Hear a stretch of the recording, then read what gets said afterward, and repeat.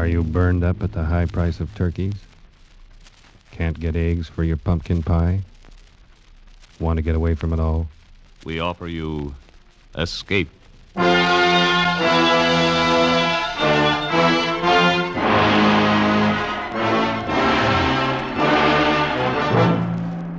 You're trapped in a remote valley of the Andes, walled in by sheer rock precipices, and surrounding you, closing in on you, is a band of blind men who want your eyes. Escape, produced and directed by William N. Robeson and carefully plotted to free you from the four walls of today for a half hour of high adventure. Tonight, we escape to the high mountains of Ecuador and to a remarkable world where sight is unknown, as H.G. Wells imagined it in his curious story, The Country of the Blind.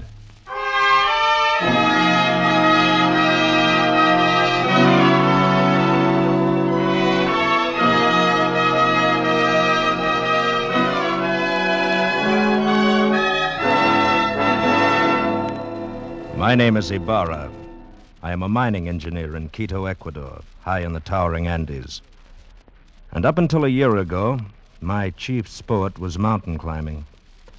My last climb was an attempt to scale the remote and forbidding peak of Pariscotopetl, a 20,000-foot crag unconquered by man. It is unconquered still. 3,000 feet from the icy summit, our party turned back and fled for their lives.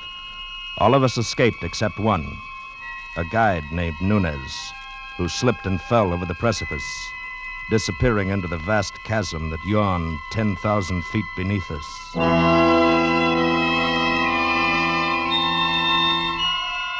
The horror of that man's fall has haunted my dreams for a year. Because of it, I have forsaken mountain climbing for the rest of my life.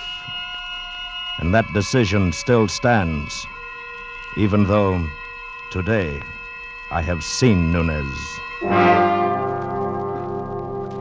He was sitting on the steps of my shack when I arrived at the mine this morning. At first, I didn't recognize him. He was so much changed. I thought he was a ragged beggar asking alms. Is it you, Senor Ibarra? My name is Ibarra, yes. What do you want? You do not know me, senor. I know, You look like a man I knew once, but he is... Dead? Dead on the slopes of Pariscotopetl? Nunez.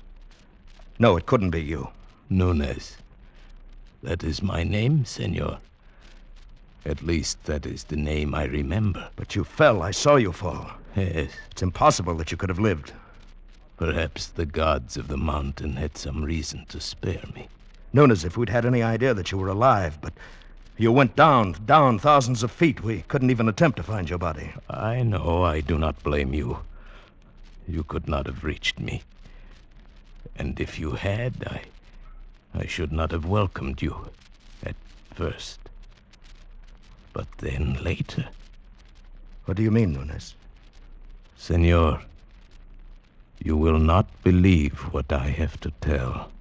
I can hardly believe that I'm seeing you, talking to you. But what has happened to you? You remember that night, the night I fell? Yes. We had been toiling all day, inching our way up a steep ice wall. And as darkness came, we found a narrow ledge, barely 3 feet wide. It's not very wide, but we can get our shoulder wall up, cut off some of this wind. Hell, that'll be welcome. Yes, but first we'll rest a moment. Look at that icy devil up there glistening in the moonlight. There's another 3,000 feet of sheer ice wall to the top. Well, I can see why no one's ever made it. Think we should go on? I don't know. Nunez, what do you think? It is not my place to say, senor. I was hired to guide you to the top. I agreed. What do you really think? If I believed in the gods of the mountain, as the Indians do, I should be frightened now. Why? Because we have invaded the Forbidden Circle. This part of the Andes is unmapped, and Unknown, senor. And therefore shrouded in superstition, eh? It is an easy thing to believe strange things in this white loneliness. Some of the legends are really fascinating. I've heard of one, something about a hidden valley called the Country of the Blind. Yes. It is supposed to be somewhere down there below us.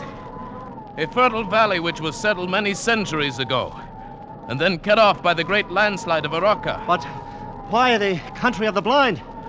Well, even before it was isolated, the people developed a strange illness. All of them slowly went blind. After that, their children were born blind. And the legend is that the valley was the home of the mountain gods. It was too beautiful for human eyes. It's odd. Well, it's all nonsense. Yes, of course. Would be pleasant to find it, though. You know the old proverb, in the country of the blind, the one-eyed man is king? I doubt that we could ever find it. I even doubt if it exists. Of course not. I was only joking. Yes. Well, now if you're arrested, we'll make the shelter wall. Right. I'll give you a hand in a minute. Believe me, Ibarra, for 2 pesos, I'd give up this climb. I never realized Senors, I'm slipping! Hang on! Nunes!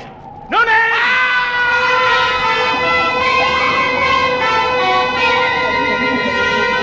In one horrible instant, my foot had slipped on the treacherous ledge and I'd gone over, falling far out into the icy black night, falling down, down. I fell perhaps 1,000 feet. Then I felt a heavy stinging impact of snow. I'd fallen on an almost perpendicular snow slope. And now I was sliding down, down, tumbling over and over. And then suddenly I realized that my own motion had almost stopped. And it was the snow that was moving. I was riding an avalanche. At almost the same moment, I went over the second precipice. It was higher than the first, much higher, perhaps 4,000 feet. I fell with the snow for what seemed minutes, every second expecting the terrible final impact. But the impact never came. Miracle of miracles, that sheer wall blended almost imperceptibly into another steep snow slope. And again I was sliding. Gradually, as the arc of the slope curved away, I felt myself slow down. And finally I rolled to a stop and lay still. When I awoke, it was morning, and I was covered with snow. I shook off the cold white blanket on my chest and rested a moment. And then I rolled over on my back and looked up.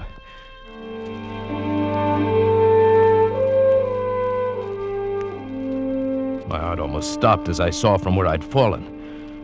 Why, the mountain towered 10,000 feet above me. Then carefully I felt of myself. My clothes were torn. I was bruised and bleeding. I ached in every muscle, but I had not a single broken bone. I lay there and offered up a prayer to the gods of the mountain.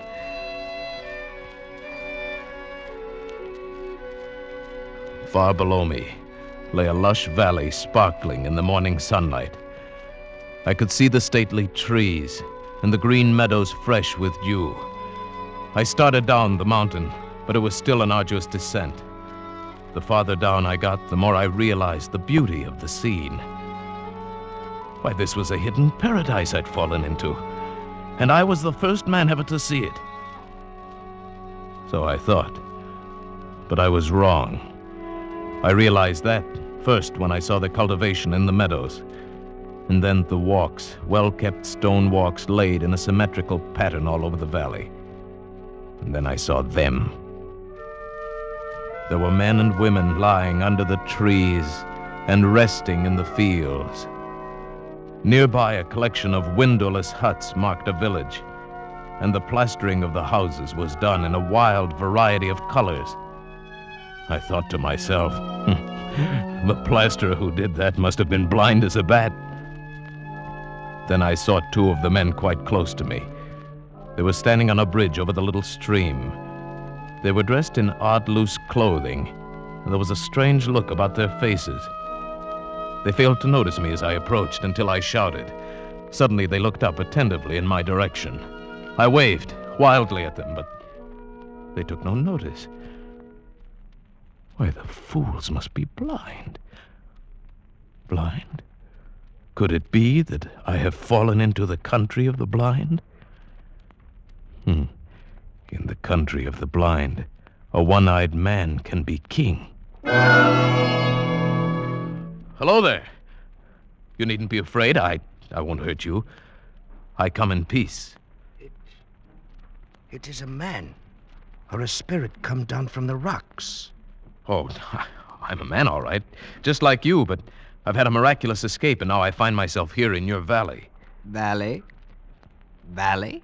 Come hither. Let me feel of you. Yes, certainly. Here, my arm is my face. You see, I am a man, like yourself. Here, feel my lips. They move with speech. Oh, careful there. Gently, those are my eyes. Eyes? Eyes? That is strange. Feel this Korea. Yes, I feel. Careful. Feel the eyelids flutter? He is but imperfectly formed. Some strange bulge there. Unseemly. No. You see, your eyes are shrunken in, but mine are whole. I can see. See? Pedro, he is a strange wild one. Where does he come from? He must have come down out of the rocks. No, from over the mountains, out of the country beyond there where men can see. From Bogota, where there are 100,000 people and a city stretches out of sight. Sight? What strange words he uses, without meaning. And feel the coarseness of his hair, like a llama's. Our fathers have told us men may be made by forces of nature. It is the warmth of things, and moisture, and rottenness. Let us lead him to the elders. But no one need lead me. I can see. See? Oh, yes, of course, I can... I didn't see your water bucket. His senses are still imperfect. He stumbles and talks unmeaning words. Lead him by the hand, Pedro. But look, Oh, well, all right. These people had been blind for centuries.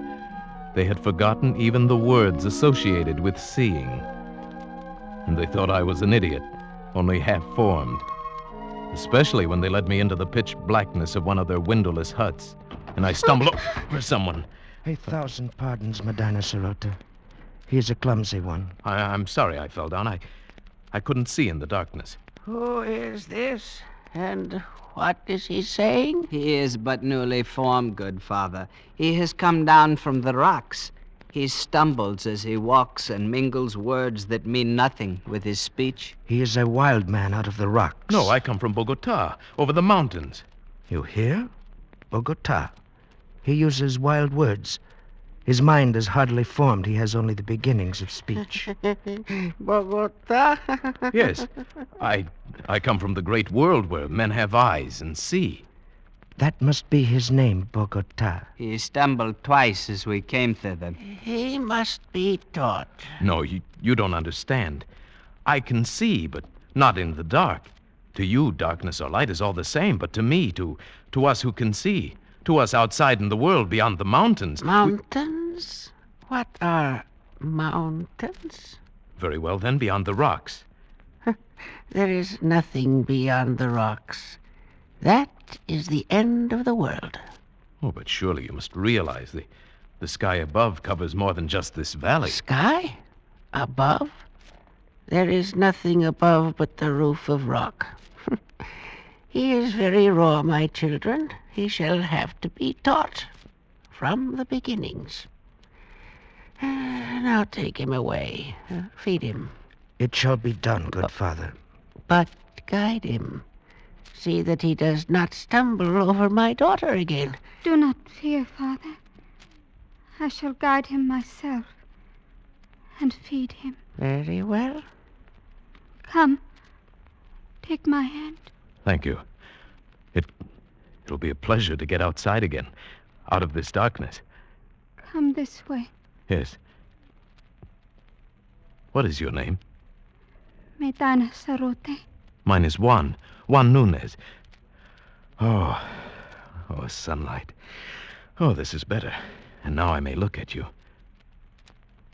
Why, you're beautiful. I cannot tell you what a wonderful thing you are to see. Please, you must be careful. Why? If you do not learn quickly, and cease speaking such strange words. They may not be so kind to you. They might be angry. They might even destroy you.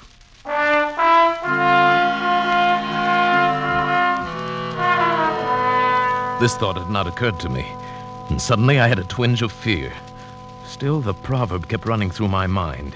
In the country of the blind, a one-eyed man is king. But try as I would, I could not make them understand my wonderful gift of sight. They thought me stupid and untaught, almost an idiot. Day by day, I learned their peaceful ways, but they could not learn mine. It was beginning to get on my nerves. Theirs too, perhaps. Bogota? Bogota, come hither. Bogota, you move not.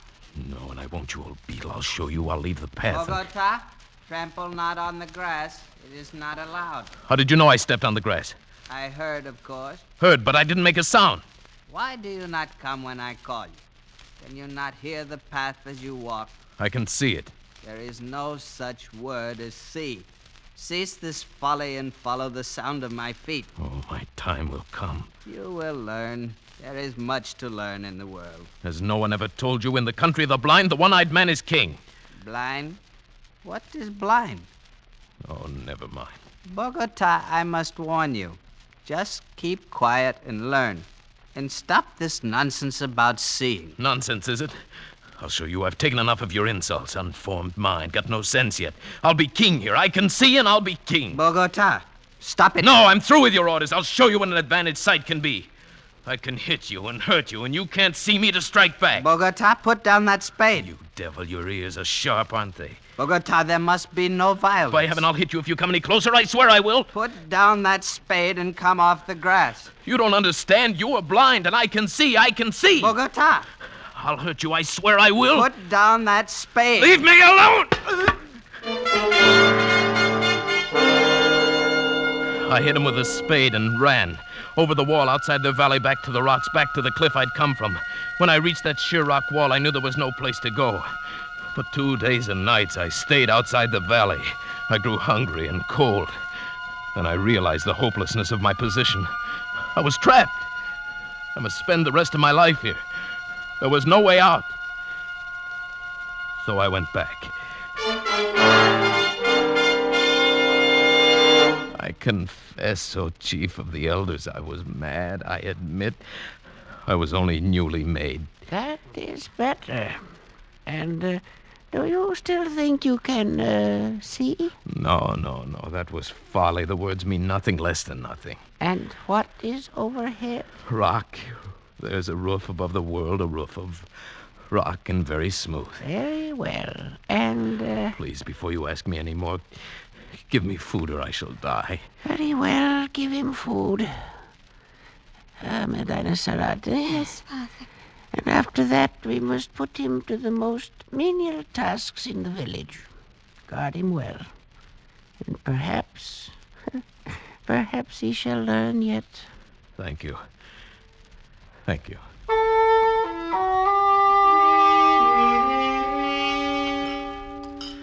Oh, that is better. You are kind, Medina Sarote. Very kind. I am glad you came back. You are?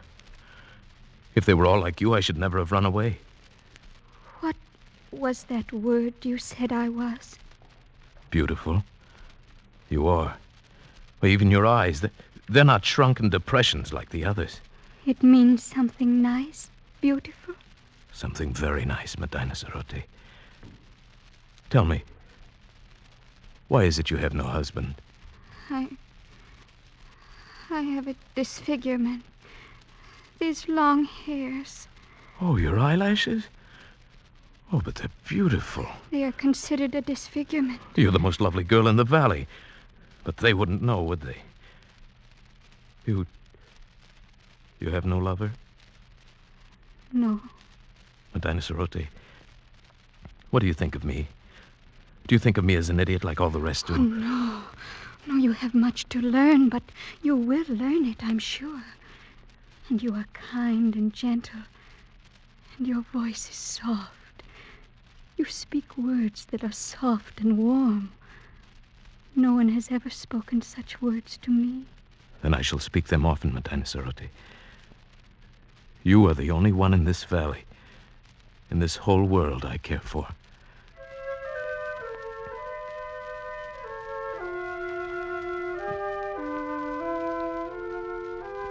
And so it began. I, the village idiot, the slave boy who dreamed to be king. I, with my eyes still whole, fell in love with Medina Sarote, the daughter of the elder of the village. Only to her could I open my heart without fear. Only to her could I speak of the beauty I could see around me. Oh, it is a beautiful valley, Medina Sarote. Green with grass and yellow with sunlight, and flowers, bright flowers dotting the hills. And in the cool of the night, the stars gleam like diamonds in the sky. Oh, the words sound lovely. But what are stars? Stars? Why, No, you wouldn't understand. And what do you mean, in the cool of the night? You still get that confused one. The night is warm. The day is cool. Oh, no, it is you here who have them backwards. Because the darkness means nothing to you. You work in the cool of the night and sleep in the heat of the day, but... You are teasing me. No. Oh. What does it matter? All that matters is you. You. Here beside me, Medina Sarote. I love you. And I love you. I know they still think me an idiot, but you listen to what I say, and you don't think me an idiot, do you? Oh, no. I like to hear you speak. Then, would you marry me? Yes. Yes, Juan. I will marry you.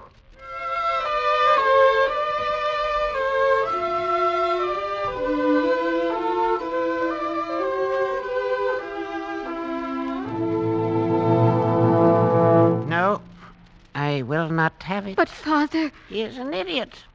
He has delusions. He cannot do anything right. But he is getting better. He's better than he was. And he is strong and kind. Stronger and kinder than anyone in the world. And he loves me. And I love him. No, I will not have it. Great sire, if you please. What is it, good doctor? I have examined Bogota, and the case is clear to me. I think very probably he might be cured. Huh?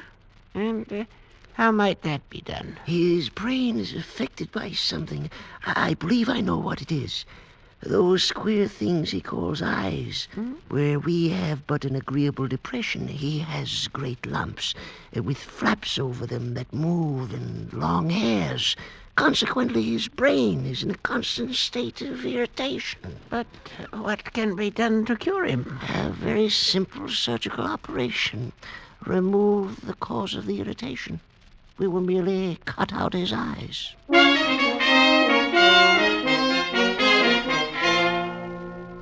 But, Juan, they say it will make you well. It will make you look like us. But you don't understand, Medina Sarote. My world is sight. You would not want me to lose my most precious possession? I don't know. There are so many beautiful things to see. The flowers, the far sky with its drifting clouds, the sunsets, the stars. And you. If only just to see you it is good to have sight. And I would never see you again. Juan, I love to hear you say these things, even though I know it is just your imagination. But, my dear, these things are real. No, they are fancies. This is real. If you will let them cut out your eyes, we can be together always. Then you want me to? Oh, if you would. If only you would. What else can I do? My dearest one, my dearest with a tender voice, I will repay you. Oh, Medina. Be brave and carry my voice in your thoughts. Now I must go. And tomorrow... Yes? Tomorrow will be forever. Goodbye. Goodbye, Medina.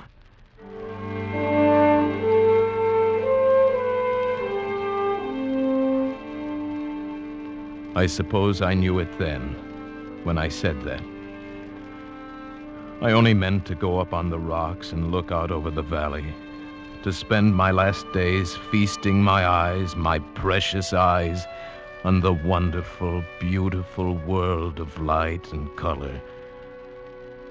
But when I got there, it was too beautiful, too lovely, this valley, this home of the mountain gods. Beautiful and forbidden. I drank it in. The green of the fields, the blue of the gently curving stream, the orange of the lichen in the rocky crevices. I climbed higher to see the great snow-capped peaks towering above and away to the distant sky, and still higher as the shadows turned the snow to purple and crimson and deep blue. The valley now was far below and as beautiful as a painting. But like a painting, it seemed unreal. Medina Sarote was small and far away, a distant dream. And the world of sight was here, all around, overpowering, wonderful. I turned and began to climb up that sheer rock wall. How many months it took me to make my way out over those mountains, over glaciers and snowfields and sheer precipices, I cannot guess. How I lived through the cold and hunger of it, I cannot tell you. But I'm here at last, back from the country of the blind.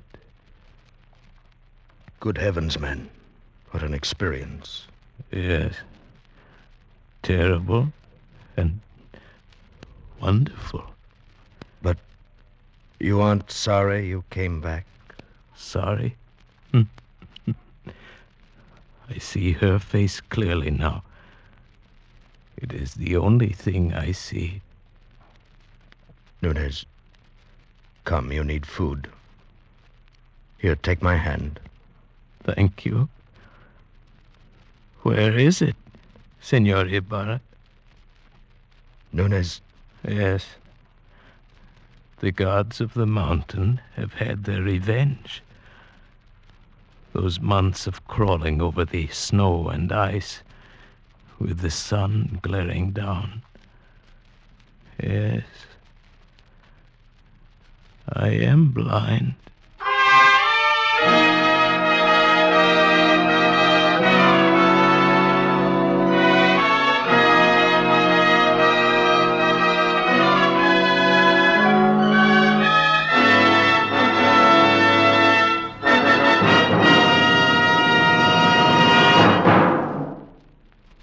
Escape is produced and directed by William N. Robeson, and tonight presented The Country of the Blind by H.G. Wells, adapted for radio by John Dunkel, with Paul Frees as Nunez, Peggy Weber as Medina Sarote, Bill Conrad as Ibarra, and Harry Bartell as Correa. The special musical score was conceived and conducted by Cy Fewer. Next week, when you're tired from a hard day at the office, or your back aches from bending over a hot stove, next week at the same time, when you want to get away from it all, we offer you Escape. This is CBS, the Columbia Broadcasting System.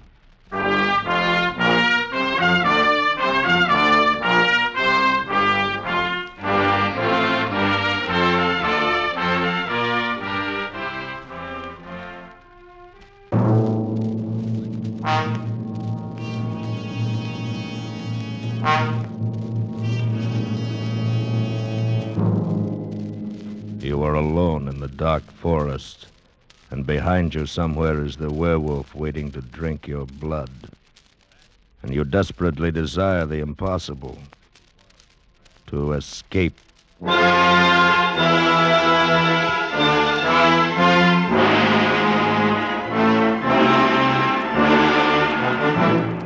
Escape, produced and directed by William N. Robeson, and carefully plotted to free you from the four walls of today.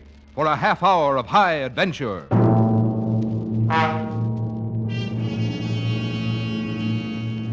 Tonight we escape to the backward world of Eastern Europe, where ancient superstitions still live in the minds of men. Tonight we escape with Geoffrey Household's grim story, Taboo.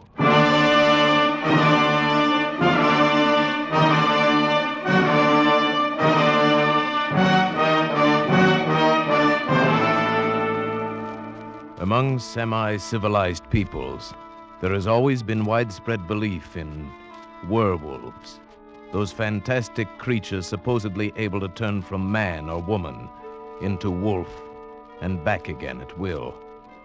This belief is still widespread among the simple folk of eastern Hungary, in the district around Zweibergen, high in the gloomy Carpathian Mountains, and I must admit not without some reason.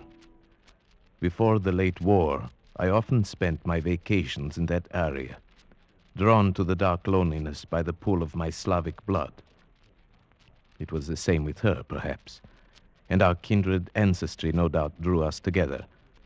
Her name was Kira Vaughan, and she was there with her husband, a pleasant young Englishman. They were obviously much in love, and I felt almost like an intruder when I found myself the only other vacationer in the village. However, they made me welcome and invited me to dinner. It was an excellent dinner. Won't you have some more strawberries, Mr. Shirabiev? Huh? Thank you, no, Mrs. Vaughan. I've eaten far too much already. I cannot say when I've had so excellent a dinner. Thank you. I'm sure I shall get nothing like it at the inn. I should hate to have to stay at the inn. You see, Shirabiev, my wife is one of those delightful creatures who cannot stand to be shut in. She must run free, preferably in the woods, with her hair streaming in the wind. She's quite unusual. Indeed she is, my dear Vaughan. And you may count yourself most fortunate. Oh, I do. Where else should I find so good a cook? Oh, very true. I've never tasted venison quite like that tonight.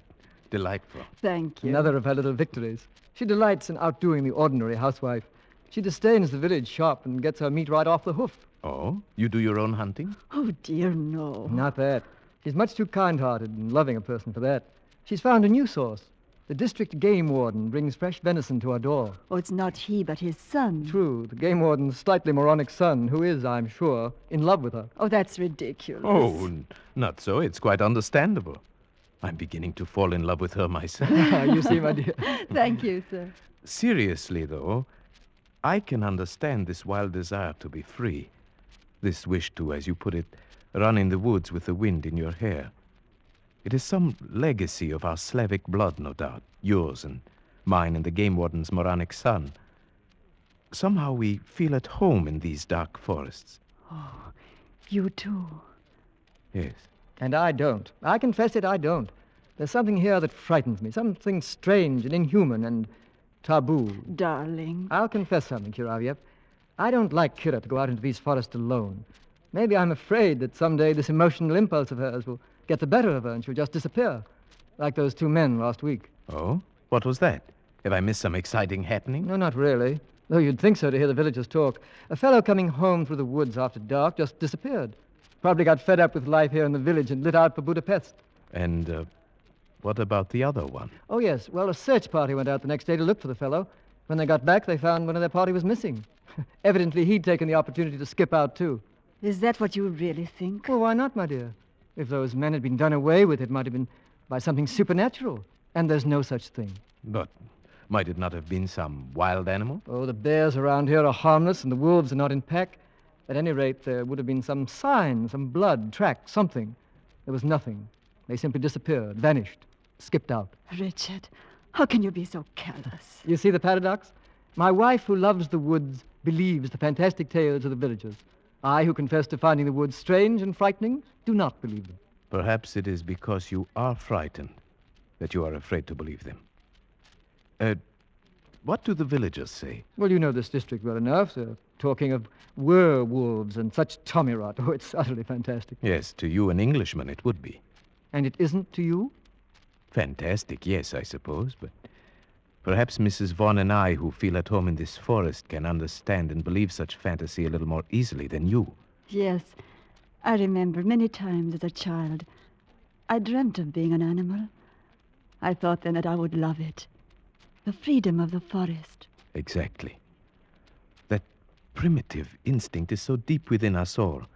A heritage of some dim, distant past. In us Slavs, it lies closer to the surface. Takes very little to bring it to light. Yes, that is true. Well, you've placed my wife in a new life, Shuravyev. You'll have me suspecting her of changing into a wolf and running out to the forest to murder people. Oh, please, Bon. You take me too literally.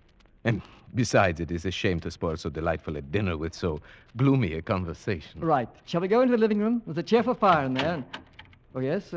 What is it, Frida? Beg your pardon, sir. But a message just came from the village. Oh? What is it? They want you and Mr. Sharaviev to come down there now. They're organizing another search party. What? Yes. There's another man missing. Kira! Catch her, Sharaviev. She's fainted.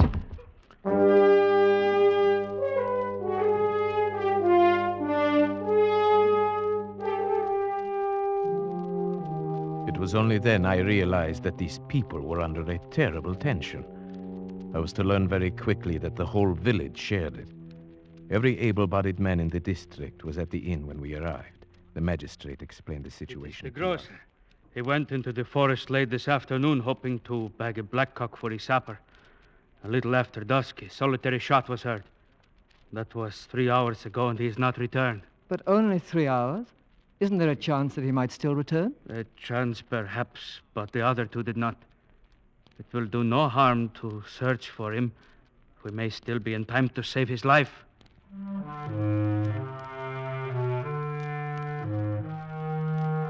We searched most of the night, and then next morning, Vaughn and I went out again. We climbed to my favorite spot for hunting blackcock, then followed the trail down to the village, the trail the missing grocer would have taken. I was beginning to be a little exasperated at Vaughn. He seemed to be so casual and uninterested, as if he were convinced that this one, too, had merely skipped out. But I underestimated him. He was a skilled tracker, and suddenly he did show some interest. Wait a minute. Someone has turned aside from the path here. Hmm? He was in a hurry. I wonder why. I think you are right. There are some broken branches. Why? Why here? It's hardly likely anyone would go plunging into that thicket unless he had a reason. Wait. See that big white rock behind the thicket? When you're being followed, it's comforting to have a clear space around you. You'd feel safe up on top of that rock with a gun in your hands, if you got there in time. You may be right. Let's go up. Righto. We forced our way through the underbrush to the rock. It was 30 feet high on the downslope side, and a hot spring at the foot of it bubbled out of a cavity scarcely 2 feet wide. We made our way up to the slope, around it, and came out on top. There was nothing there except for some ivy in the cracks, and one small, stunted tree. Aha! Look at that. Where? The tree. The entire base has been shattered by a charge at close quarters. Perhaps that was the shot that was heard. Oh, you're right, it must be. They say there is always a tree between you and it. What do you mean, it? The werewolf. Well, this must have been a baby one then. That mark is only 6 inches off the ground. No. I think the man's gun went off as he fell. Perhaps he was followed too close as he scrambled up. About here would be where his body would have fallen. Do you see anything? I don't. No blood stain. Yeah, wait. Look here. Oh, but it's just a tiny spot. Well, it's enough. It's blood, all right. And something more. A tiny bit of tissue. Let me see. Yes. Brain tissue. It must have come from a deep wound in the skull, made by something like an arrow or a bird's beak. Or maybe even a sharp tooth. But where's the body? There is absolutely no other sign. No evidence of its being dragged off anywhere. No, I can't see any either. It's very strange. But at least we know one thing, Vaughn. This man did not just skip out. This man was dead or dying.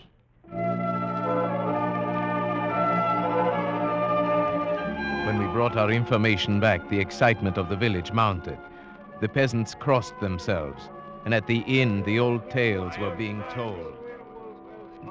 That's old Weiss, the game warden, talking now. And Josef Weiss, his son, beside him. The moronic son? Yes. The old man is a character, too. Listen. The biggest one my grandfather had seen, and it followed him in the forest. Time after time, he met it at twilight outside his cabin, and time after time, he fired at it point blank, but he couldn't hurt it. Then he pounded a silver penga and loaded his gun with it. One shot and the wolf disappeared.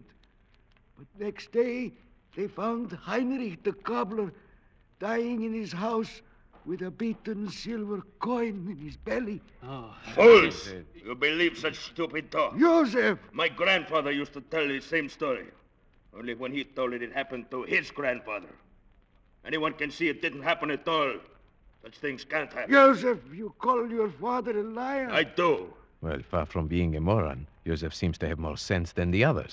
Perhaps. Joseph, you're not afraid of this werewolf, then, eh? I? No. Why not? The whole village is frightened. I'm used to walking alone in the woods at night. You've got to be a part of the forest. Then you'll not be afraid of it. You do believe in werewolves, then, eh? I don't say a man can turn into a wolf, no. But I can understand why he'd want to. Your theory again, Sharavyev. Yes. I think I understand that too, Joseph. But what does it feel like? It feels as if the woods had got under your skin, and you want to walk wild and crouch at the knees. Yes. I think he's perfectly right. And you explain it by some primitive urge? Possibly. There may be many reasons. Physical hunger could be one. We sometimes forget that man was once a fleet-footed hunting animal with all the necessary instincts. Hunger? Yes, we all know about that. About what it can do to a man. I've been trapped in a cliff for 5 days, I know. None of you have suffered hunger as we did in the prison camp during the war. None of you knows what it is to eat... Joseph, let's not talk about it. He gets so upset remembering. Well, we'll have to go on searching for the body and for the werewolf. You'll not find it. Not until you arm yourselves with silver bullets. Perhaps it is gone now, whatever it is. The search parties may have frightened it away. It wasn't frightened by the first search party. It simply took one of them. Now it is still here. And it will strike again. You may be sure of that.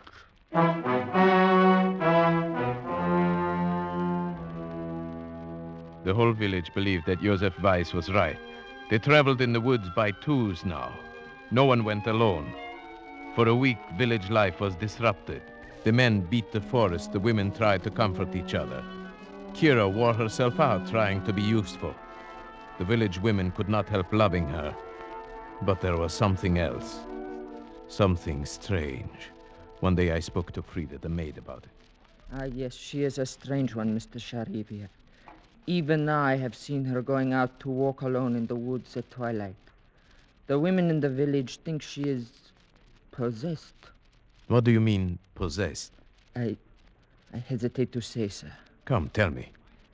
They are beginning to say sometimes the werewolf can be a woman.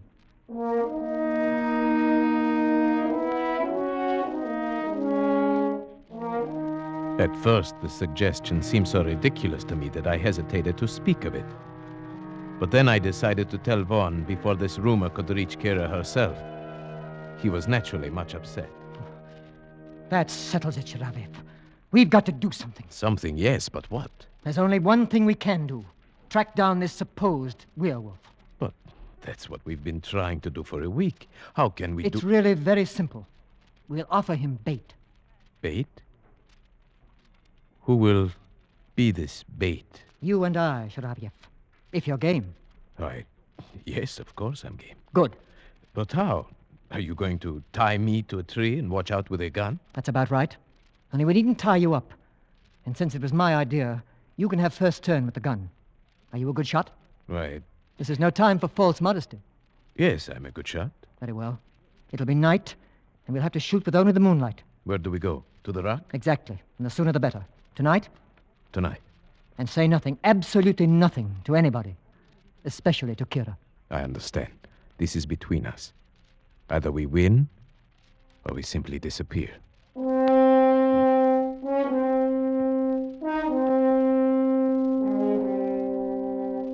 It was difficult getting away without telling Kira what we were going to do. She seemed to sense that something was wrong, and she sat staring after us with strange, angry eyes. In the village, Vaughn and I parted and made our ways to the rock separately. I reached there first and settled myself on top of the rock, almost covered by the ivy, the gun across my knees. Presently, Vaughn appeared on the path, and I gave the signal that I was there and ready.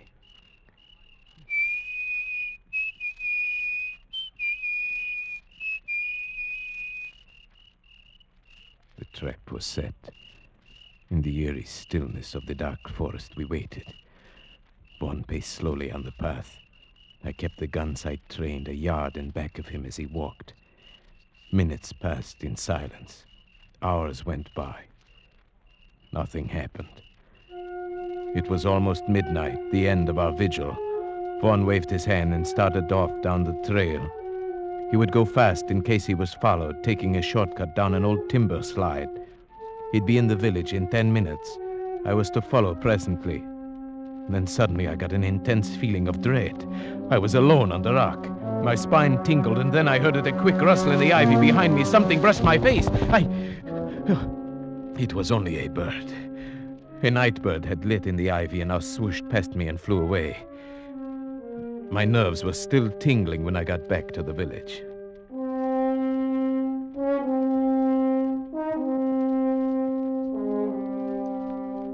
Next day, when I went to see Vaughn, he gave me a warning glance.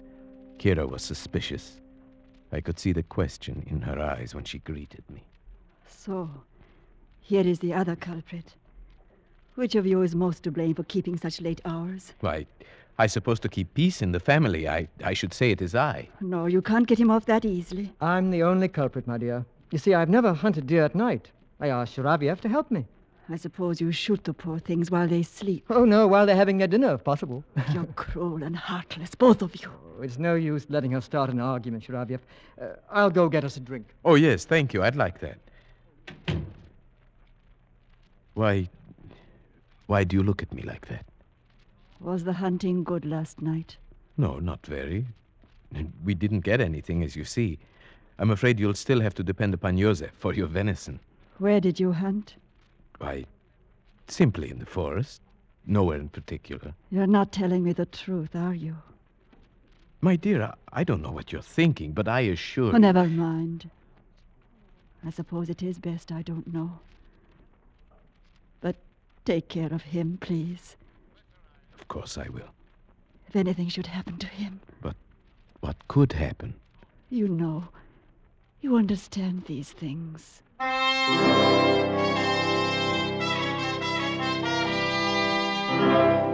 That night, I was the bait.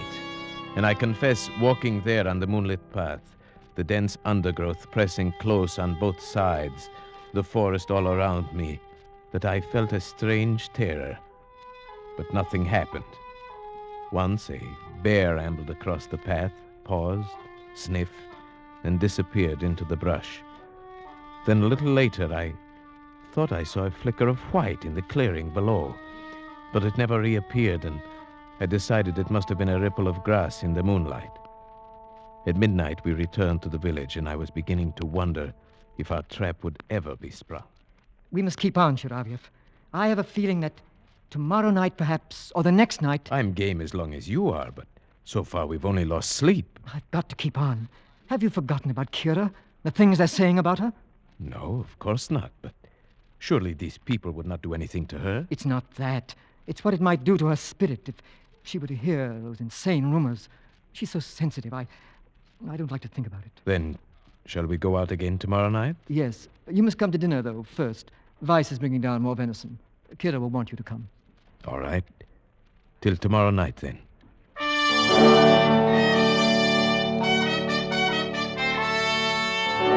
After dinner, we went out for our third night on the rock. Vaughn was the bait tonight, and I the watcher. The forest was alive with sound. A deer coughed. The bear came ambling back, as woolly and harmless as a dog.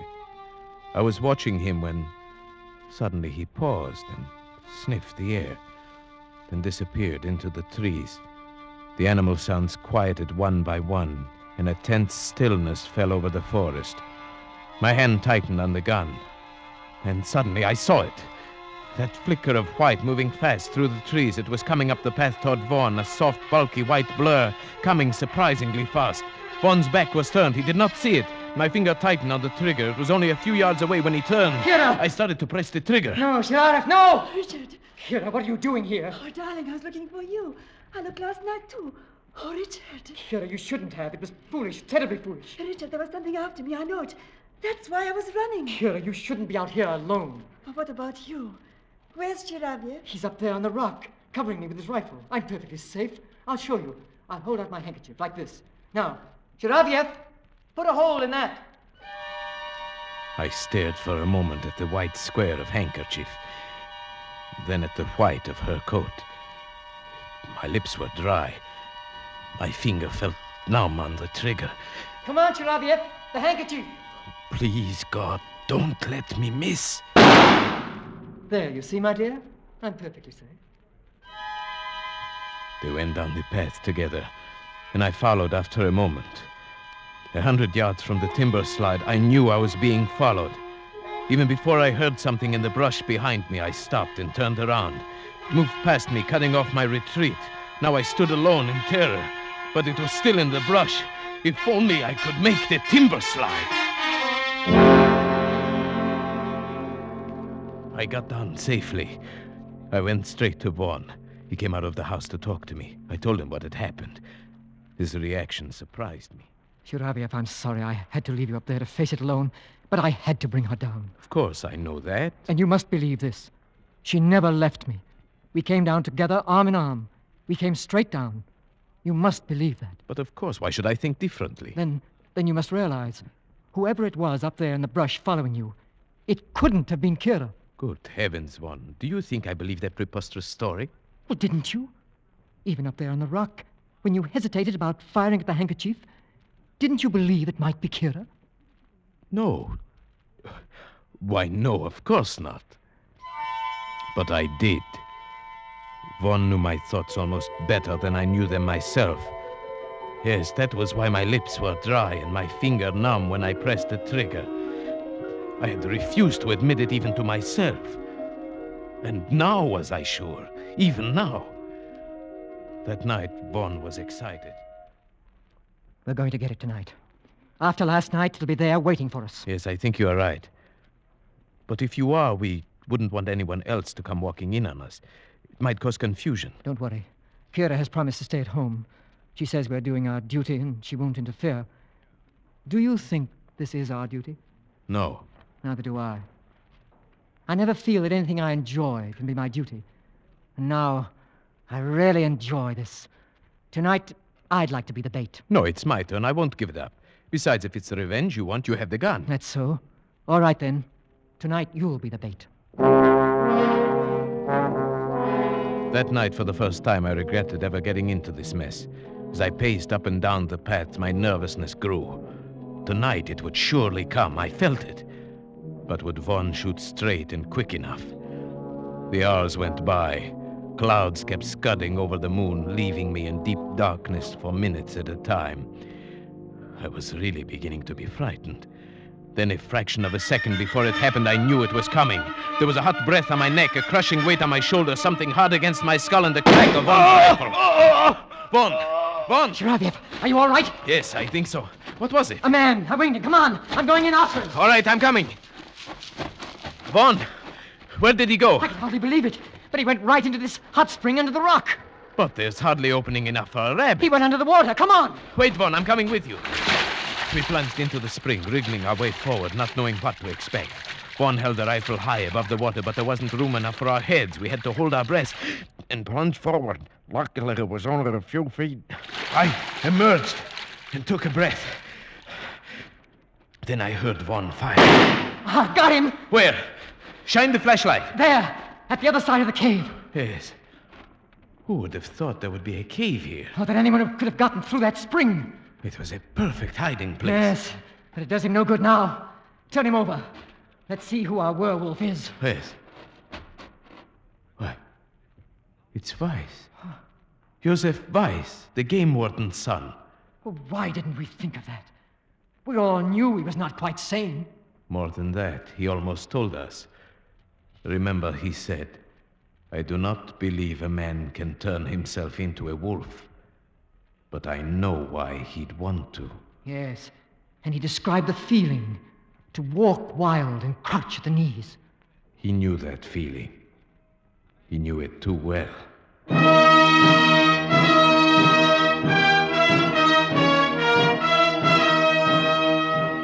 Beside Joseph Weiss, we found a murder weapon. It was a patented animal killer, a heavy iron muzzle that gripped the scalp, a heavy spike that was released by a spring. His hiding place was even more perfect than we had supposed. When the magistrate investigated, he found a passage from that cave which led underground for more than a mile, and finally to the game warden's house, where a ladder led into his cellar. Undoubtedly, Weiss found that dry underground river one day and realized he could use it. Perhaps that is what caused his mind to snap. Yes, it released a long pent-up spring in him, like that weapon he used. He saw that he could run in the woods like an animal, disappearing and reappearing with perfect safety. It even offered a place to bury his victims without a trace. And so your theory proved correct, that there's a murderous, primitive instinct lurking in some people. Yes. Well, it's all explained excepting what he did with the bodies. It would serve no useful purpose to speculate on that now. Yes, I suppose you're right. Kira, you haven't said anything. Why did you have to shoot him? Kira, he was a murderer. He tried to murder Shiravyev. Is it murder when a wolf kills? A dumb animal? Frightened of intruders? Kira! You understand what I mean, don't you, Shiravyev? You understood that night when you shot the handkerchief, just as I have. It might have happened to any of us, you see. Kira, what do you mean? Take me away from here, Richard. Just take me away quickly.